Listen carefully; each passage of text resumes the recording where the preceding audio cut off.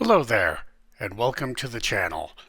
My name's Tom, and today we'll be showing a quick strike after-action report of a fictitious English Civil War battle. Here are the forces for today's battle. For Parliament, there are 2 infantry regiments, a small storming party, 2 regiments of horse, and a regiment of cuirassiers, all commanded by Lord Essex. The Royalists also had 2 regiments of foot, a unit of commanded shot, 2 horse regiments, and a regiment of dragoons, all under King Charles. For the scenario, I took a suggestion from Little Wars TV and used ChatGPT. I made a simple prompt, took the output, and tweaked it a bit to end up with today's battle. It's a meeting engagement that focused on control of a bridge over a small river and a nearby village. The victory conditions were straightforward: either control the objectives or destroy the enemy, with a priority on their cavalry. The 2 forces deployed on opposite sides of the small river. A random roll determined that Parliament held the village at the beginning of the fight. This would be a tough row to hoe for the Royalists. Parliament won the roll to move first. They advanced on their left to contest any attempts to cross the river on this flank. They then fired at the Royalists, but with minimal effect. On their phase, the Royalists chose to advance towards the bridge, with a unit of horse taking control of the crossing. The King's Guards moved up near the river and fired with some effect on the parliamentarians opposite them. The next turn would see the first decisive combat of the battle. On turn 2, the parliamentarians on the left sent a cavalry unit and a pike block across the river, supported by musketeers. If their fire could reduce the forces opposite them, then they might be able to roll up the Royalist right flank with a charge next turn. Over by the bridge, they moved up a horse unit to contest the Royalists, but were content to wait and see on this flank.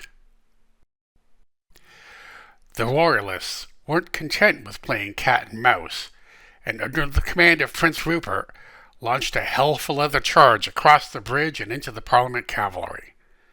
The parliamentarians, true to their doctrine, trusted to their pistol fire to disrupt the Royalist horse. Meanwhile, the King's Guard continued to move up to the river's edge while firing on the infantry at the other side. The Royalist cavalry, with their ferocious charge, broke their opponents and swept on into the cuirassier unit behind them. If they could send them packing, then victory was in King Charles's grasp. Unfortunately, and with some spectacularly bad dice rolling, the Royalist horse broke and availed themselves of the quickest route off the table to safety. Parliament, seeing their opportunity, charged a musketeer unit with their pikes. The musketeers retreated into the safety of their nearby pikes, which received the charge. Meanwhile, one of the nearby Parliament musketeer units crossed the river to provide close-range support.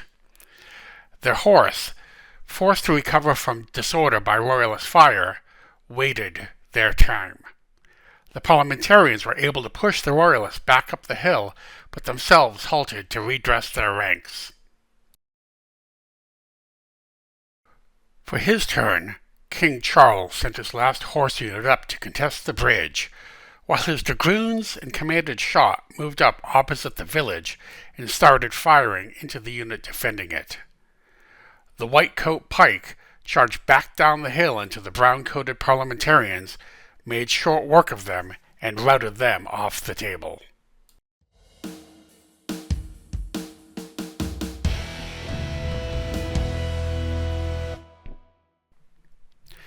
In desperation, the parliamentarian horse charged the white-coat musketeers, who failed to react in time to reach the safety of the nearby pikes. On the opposite flank, the cuirassiers attacked the bridge, while Rupert's horse countercharged and met them in a violent clash.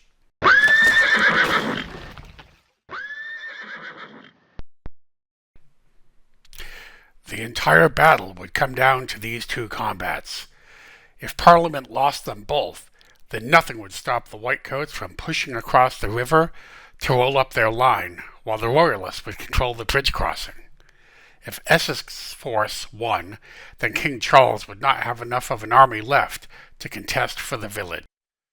While the musketeers were surprisingly able to achieve a draw with the horse on the Parliament left, the cuirassiers once again proved their mettle, crushing the Royalist horse and routing them off the table.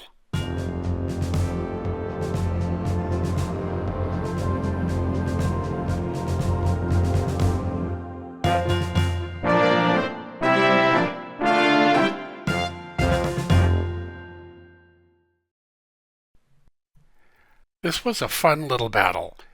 Even though it wasn't particularly fair, with Parliament holding the town and the Royalists having to assault with a force that was equal to the defenders, it turned out to be a close-run thing regardless.